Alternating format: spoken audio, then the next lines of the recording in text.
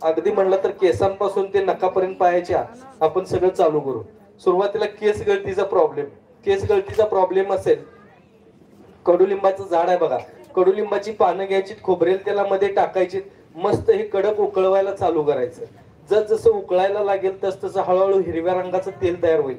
एक 4 दिवस झाकून ठेवायचं. 4 दिवसानंतर हे वस्त्रगाळ करायचं. ती पानं सुद्धा पिळून घ्यायची ती वस्त्रगाळ करून, आणि आठवड्यातून एकदा किंवा 2 वेळा जास्तीत जास्त हे केसांच्या मुळांना मॉलिश करायचं तेल.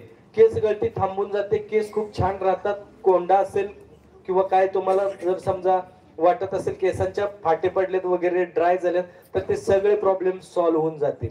आणि सगळ्यात महत्वाचं म्हणजे ज्या दिवशी तुम्ही लावाल त्या दिवशी खूप छान झोप लागेल. ज्यांना झोप लागत नाही त्यांनी आठवड्यातून 2 वेळा हे तेल लावायचं. लावल्यानंतर अर्ध्या तासाच्या चालू बघा तरी करून, खूप छान झोप लागते कडुलिंबाच्या तेलाने.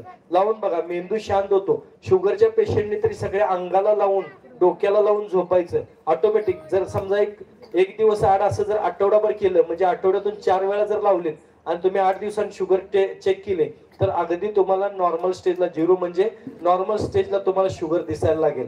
हळूहळू चालणं आणि सीताफळाची 4 पानं खाऊन 3 किलोमीटर चाललात तर औषध घ्यायची गरज लागणार नाही. अशा पद्धतीचं आहे. त्यामुळे तुम्ही हे फॉलो करत चला. डोकं दुखत असेल तर चिमटभर मीठ जिभेवरती ठेवायचं. डोकं दुखतंय ना आता दिवसभर झालं, चिमटभर मीठ. आता जर बीपीचा त्रास आहे वगैरे असलं, जर कोण म्हणलं नाही मीठ खाणार नाही, तर त्याला मग फाशीच घ्यावी मला वाटते. काय होत नाही हो, उगाच काहीतरी हे करू नका. चिमटभर मीठ जिभेवरती ठेवा. कुठं वाचलंय का तुम्ही मीठ खाल्ल्यानंतर बीपी वाढतो? ऐकलेलं आहे फक्त. ऐकून आरती पाठ करतात का नाही ते बघा की, वाट पा हे सजना म्हणतात. त्यात आहे की नाही, वाट पायी सजना आहे तिथे वाट पायी सजना म्हणतात. तर ऐकून काय करू नका, चुकीचं होऊ शकतंय. चिमटभर मीठ जिभेवरती ठेवायचं, अर्धा मिनिट शांत बसायचं, अर्ध्या मिनिटांना अर्धा ग्लास पाणी प्यायचं. पाण्याचा ग्लास ठेवायच्या अगोदर डोकं दुखायचं थांबतंय. अर्धशिशीचा त्रास आहे, अर्ध डोकं दुखतंय, कच्चा पेरू उगाळायचा, लेप लावायचा छानसा.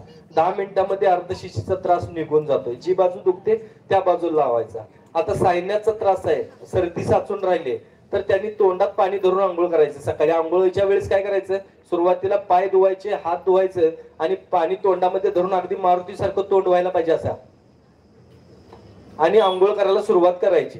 आंघोळ संपली की पाणी थुंकून टाकायचं. आधीमध्ये जर घुटमळल्यासारखं वाटलं, थुंका, परत घ्या, पण पाणी तोंडात आंघोळ होईपर्यंत ठेवायचं. ऑटोमॅटिक सर्दी खोकला सगळं कमी व्हायला लागतो, निघून जातो कायमस्वरूपी.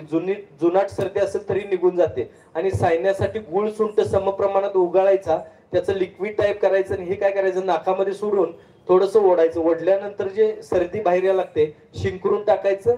बस अर्ध्या तासानंतर परत एकदा हाच प्रयोग करायचा. आयुष्यात परत कधी त्रास होणार नाही. करून बघा या गोष्टी.